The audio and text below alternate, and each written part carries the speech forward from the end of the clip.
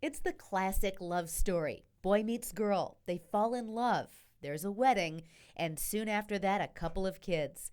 For Randy and Meredith Wilharber, life was good. Busy. It's fun. It's a lot of fun. Very busy. Can you put it right there? With two kids under 3, it can be hard for a young mom to stop and catch her breath. But after the birth of their second son, Meredith noticed some of her nagging pregnancy symptoms, like fatigue, just weren't going away.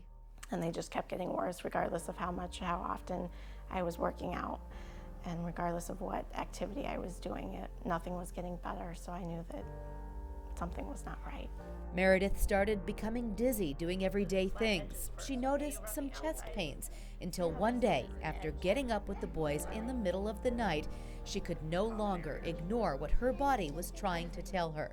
And when I came back up the stairs and went to get in bed, my heart started palpitating really bad. It was, I could feel it down in my arm and up into my neck, and I knew that it wasn't right, and so that led me to the ER. It wasn't a heart attack. That may have been more comforting for Meredith. Unfortunately, she'd soon find out she was in the early stages of pulmonary arterial hypertension. It's a disease Meredith unfortunately knew all too well. It's very frightening. You know, I watched my mom suffer and pass away from it, and so I know what it can and what it does do to people.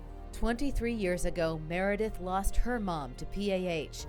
Even though the Wilharbers knew it was a possibility, the diagnosis was shattering. Well, you want to fix it, right? And I can't. And that's hard.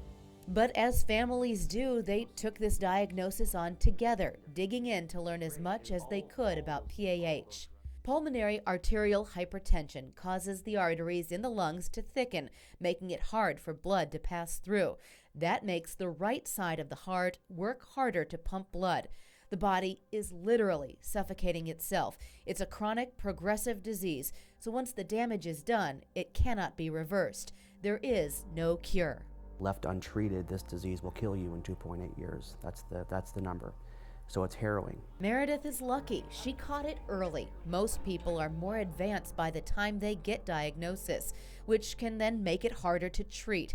Meredith takes daily medication, but she knows eventually she'll need to wear a medical pump all day, every day, just to survive.